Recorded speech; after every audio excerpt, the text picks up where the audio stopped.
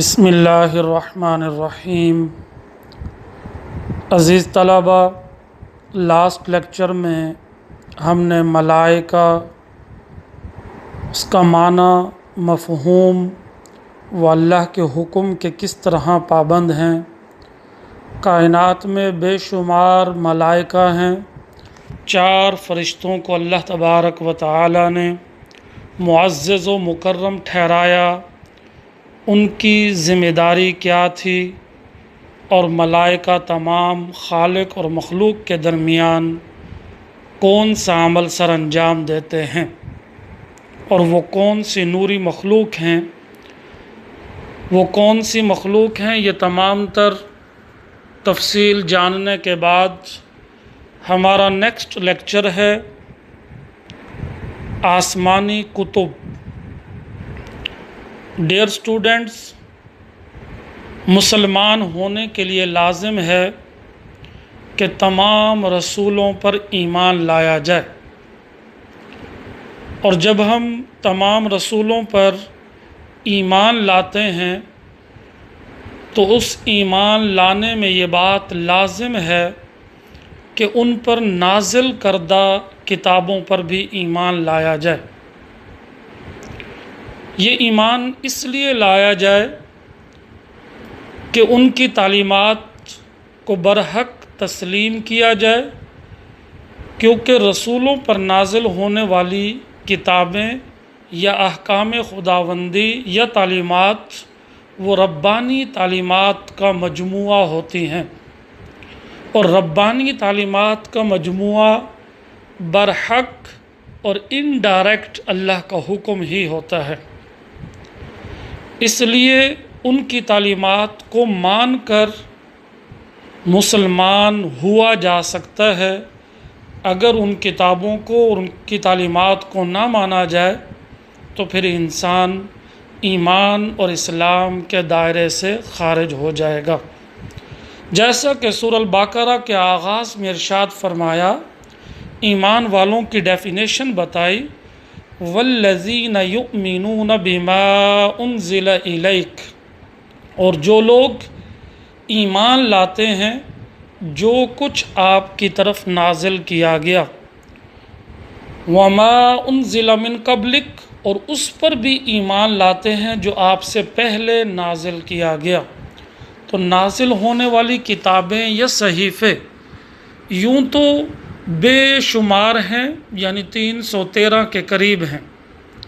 لیکن ان تمام صحیفوں میں اور چھوٹی کتابوں میں اللہ تبارک و تعالی نے 4 رسولوں پر نازل ہونے والی کتابوں کو معزز و مکرم ٹھہرایا، اور ان کو شہرت دوام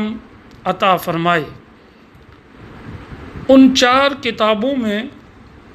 جو بڑی 4 کتابیں ہیں، ان میں پہلی نازل ہونے والی کتاب توریت، اس کو تورات بھی پڑھ سکتے ہیں،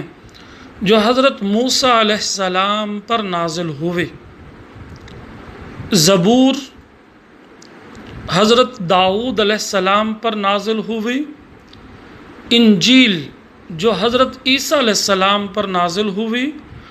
اور سب سے بڑی جامع کتاب قرآن مجید جو حضرت محمد صلی اللہ علیہ وآلہ وسلم پر نازل ہوئی۔ ان کے علاوہ حضرت آدم، حضرت ابراہیم اور دیگر تمام رسولوں پر صحیفے، مطلب چھوٹی کتابیں، چند احکام پر مشتمل کتابیں یا اللہ کے احکام نازل ہوئے، تو ان پر بھی ایمان لانا دین میں ایمان کا حصہ ہے۔ اللہ تعالی کی توحید،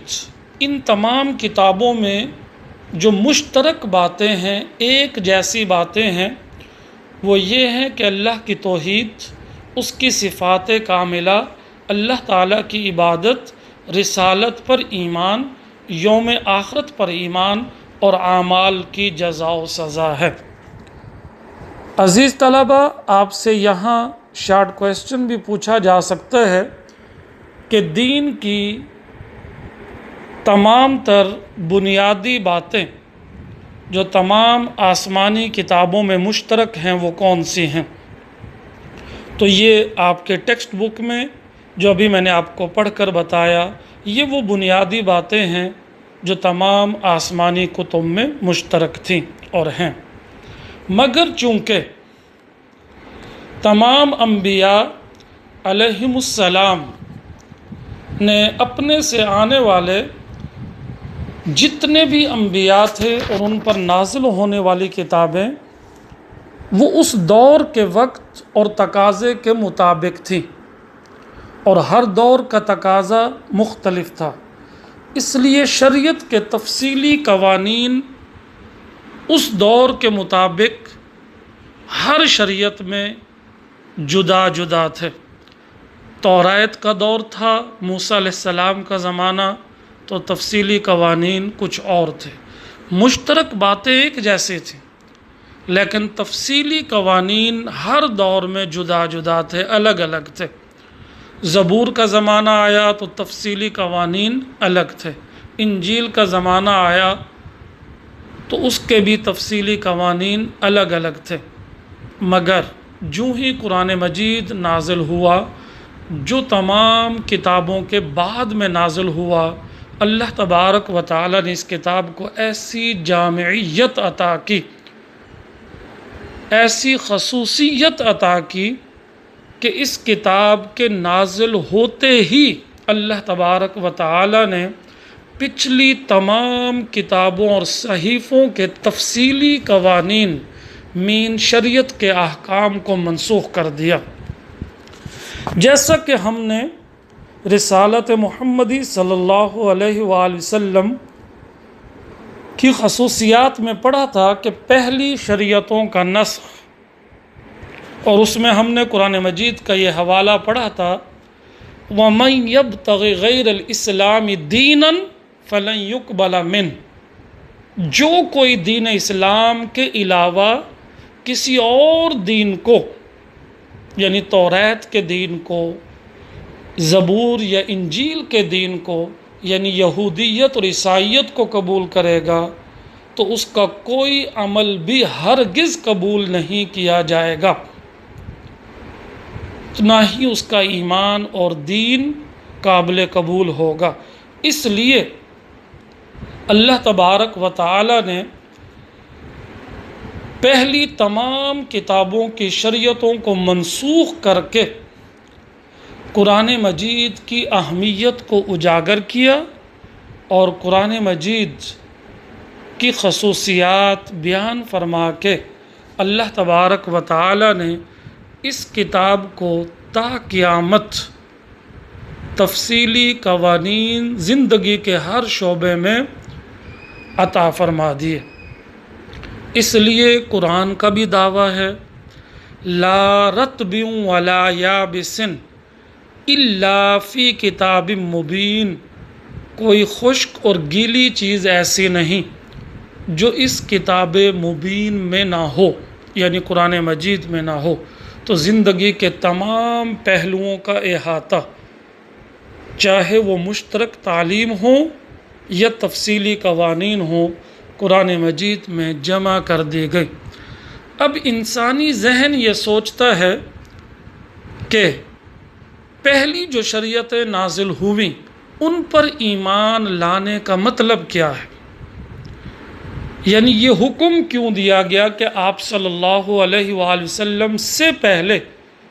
جو نازل ہوا اس پر بھی ایمان لاتے ہیں، اور جو کچھ آپ کی طرف نازل ہوا اس پر بھی ایمان لاتے ہیں؟ چونکہ عقائد میں سے یہ چوتھا بنیادی عقیدہ ہے جس پر ایمان لائے بغیر ہمارا ایمان و دین مکمل نہیں ہو سکتا۔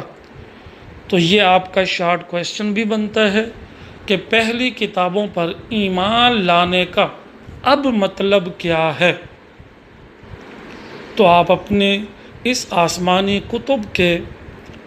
ٹاپک میں، ٹیکسٹ بک میں قرآن مجید کی خصوصیات سے پہلے جب لاسٹ لائنز میں دیکھیں گے تو سوال بھی موجود ہے اور آپ کے لیے جواب بھی دیا ہوا ہے کہ پہلی آسمانی کتابوں پر ایمان لانے کا اب مطلب یہ ہے کہ وہ بھی سچی کتابیں تھیں اور ان کے بیان کردہ قوانین پر ان کے زمانے میں عمل کرنا ضروری تھا، مگر اب صرف قرآنی تعلیمات اور قرآنی ہدایات ہی پر عمل کیا جائے گا۔ اس کے علاوہ کوئی اور ہمارے پاس آپشن نہیں، اور یہی عمل ہی قبر میں بھی اور آخرت میں بھی قابل قبول ہوگا، اور یہی عمل ایمان کو ڈیفائن کرے گا۔ عزیز طلبہ، آج ہم نے بنیادی آسمانی کتب کتنی اور کون سی ہیں، ان میں بنیادی تعلیمات کون کون سی تھیں، 4 مشہور کتابیں کن رسولوں پر نازل ہوئیں، ان کو ہم نے پڑھا، اور پہلی آسمانی کتابوں پر ایمان لانے کا مطلب کیا ہے، اس کا بھی جواب ہم نے جانا۔ انشاءاللہ کل قرآن مجید جو تمام کتابوں کی سردار ہے، اس کو ہم انشاءاللہ اس کی خصوصیات کو ڈسکس کریں گے۔ والسلام علیکم ورحمۃ اللہ وبرکاتہ۔